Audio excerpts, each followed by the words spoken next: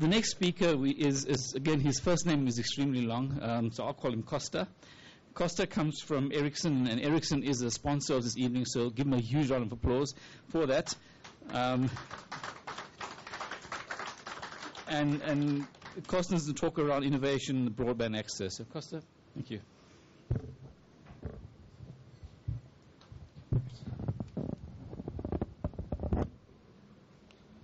Okay, as was stated, my name is Constantinos Singakos, or Costa for short. Much easier, even for myself. I'm the Head of Innovations and Partnering at Ericsson. What I am going to talk about a bit is the innovation centers we've established in sub-Saharan Africa. I'm not going to focus too much on broadband technology itself. There are obviously great advances that we've been making in broadband. We're seeing great advances being made by our customers in rolling out broadband, so that's quite exciting. 3G is here. We're seeing 7 megabits, 21 megabits, up to 80 megabits in some countries. LTE is on the way as well. 100 megabits, 180 megabits. That's the future. Quite exciting. Let's see what will happen with that. What I will focus on in many ways is what to do with all that broadband. Okay, so one of our visions within Ericsson, as you saw by one of the videos, is that by 2020 there will be 50 billion connected devices in the world. All right, there are currently more or less 4.5 billion connected people. The next evolution is devices, machine-to-machine, systems talking to one another, so that anything and everything that can be connected should be connected to make our lives better, more efficient, and more cost-effective. We have a strong focus on creating solutions in Africa around meeting the needs of Africa and emerging markets, but not only in the emerging markets. What can be done in a rural area could also be used in an urban area, and we'll touch on that just now. We are driven obviously by what our customers want and what their customers want, but all in all we're looking at, in this evolution and speed of broadband rollout, we obviously need a speed of solutions to be deployed on those. New solutions on a regular, monthly, perhaps even weekly basis. All right, and finally, the reality of broadband is it should be used across all areas of life, not just downloading gigs and gigs of videos. Okay. What about the health industry? What about education? What about agriculture, infrastructure, business? So our focus at this in Africa has been solutions for Africa, by Africa, but from Africa to the world. And many of the systems that have been locally developed by locals here in Africa, we're proud to see now being rolled out across the globe.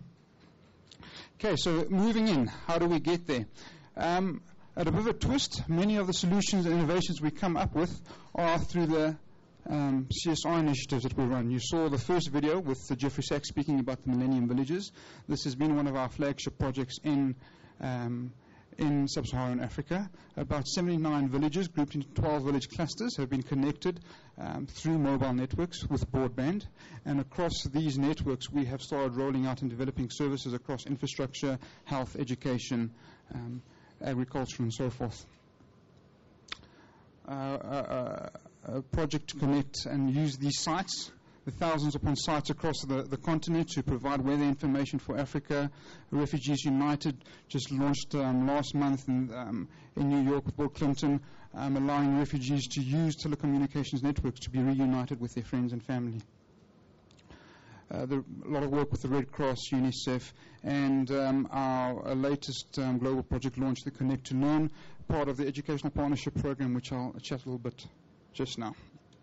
But what has been pretty interesting is in meeting needs of the rural poor or the underprivileged areas in Africa, in and around Africa, we have seen a great trend in creating new and innovative solutions that go on to become not only sustainable but profitable for those involved, thus making the solutions and the technology provided to meet these needs quite sustainable in itself.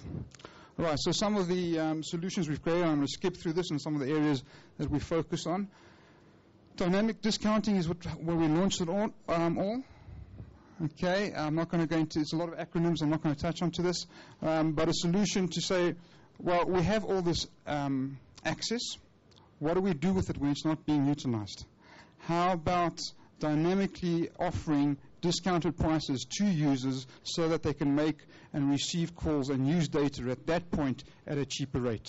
Let's say 95% cheaper than they use it when it's when it's not being utilized. Okay, virtual number, interesting solution. What happens when someone doesn't have a phone? Well, let's give them a number and they can plug this number through a code into anyone's phone, any phone, that phone becomes theirs. Or how about one phone being able to have multiple numbers so that you could have a business number or a private number active at the same time? When either the number rings, that phone rings. Or a family, a poor family having one phone, mother, brother, sister, father, they all have their own numbers, all active at one phone at the same time. Want to sell your car, want to go on a blind date, don't want to give you a real number, create a virtual number. Okay. All right. One of the most important things that we're beginning to see in the area of connectivity is that, as has been stated by some of the previous speakers, the reality of mixed networks needs to become more of a reality. We have wireless, we have fixed. They can work hand in hand. And that means that in many cases, if we can achieve the synergy of using wireless and fixed, we can achieve this vision of 50 billion connected devices, connecting anything and everything to anything and everything. And one of the things that we've been working on is the gateways and solutions provided through that. But all these are precursors to the different areas that we are working on now. We need to see a big evolution in the area of health. Now, a lot of focus has been done in the areas of mobile health. It's exciting to see some of the technologies and solutions that are being rolled out. Ericsson's developing a lot of these solutions themselves, connected health and so forth. But the reality is Ericsson and other telco operators are not doctors. Okay, we know very little about medicine, but we do know about connecting people that know a lot about medicine to those that need it. And we're seeing systems where surgeons can work with other surgeons across the world, where we've seen doctors being able to in real time interact with patients in the field across Africa, other parts of Asia, where previously medicine wasn't available before. But what's also exciting, this technology can allow me as an individual to conference in with my doctor, let him examine my young little girl who's got a snotty nose, a bit of a cold, without having to physically go in there. Next thing you know, there's a ring at the doorbell, and Discam or whoever has arrived with my prescription. Okay, so what works in rural also works in urban. Education, I think both our speakers have touched on the need for broadband in schools. That's a given. The things that can be done in education through mobile broadband and fixed broadband is tremendous. The concepts of distance learning, curriculum sharing, teachers interacting with one another across great distances, creating content in one school, making it available in another school, teachers and pupils being able to be mentored by other teachers and pupils across great distances, even across continents. The picture you can see over there is of a school in South Africa being connected in real time to a school in the UK.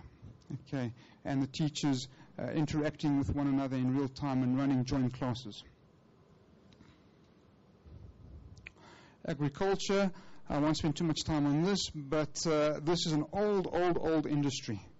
And a new industry, telecommunications, can make significant advances in this. In rural Africa, we've seen just the ability with people being able to be connected to make phone calls to get the best price for their cow or goat or whatever the case may be, and instead of walking 2 days in the wrong direction and getting a worse price.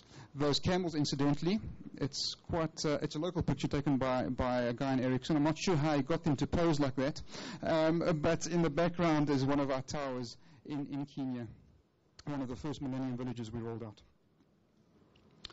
Right, business. I'm not going to spend too much time on the business side of things, but we all know what broadband has done for business as it exists today. But what about micro-business?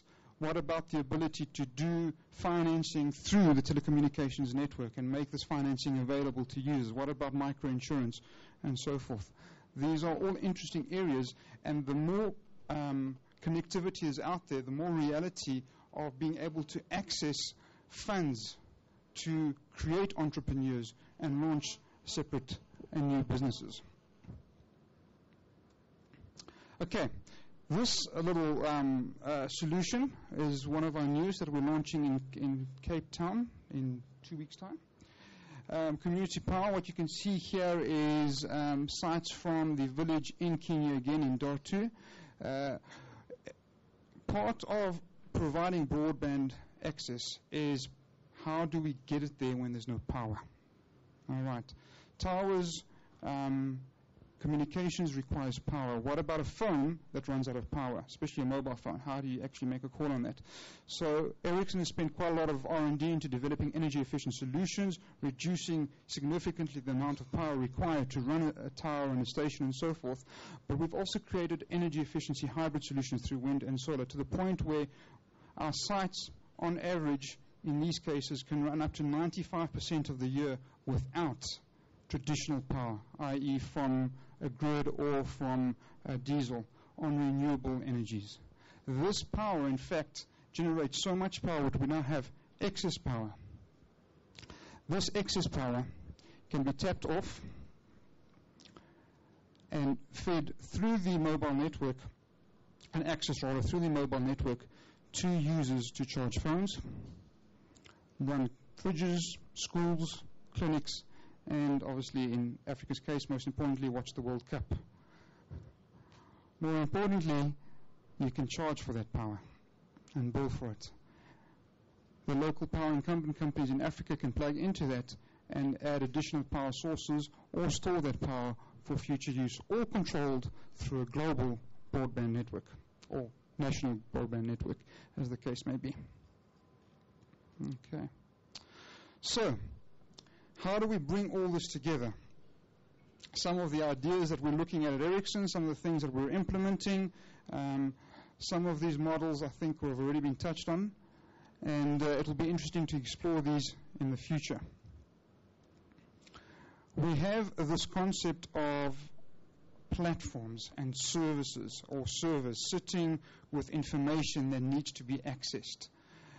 We have the tradition of wanting to sell new solutions and products into companies to be accessed by consumers and enterprises. But what about the concept of taking what already exists, partnering with other companies, and creating off those platforms that exist today a whole suite of services in education, in health, in agricultural, business, finance, utilities, government.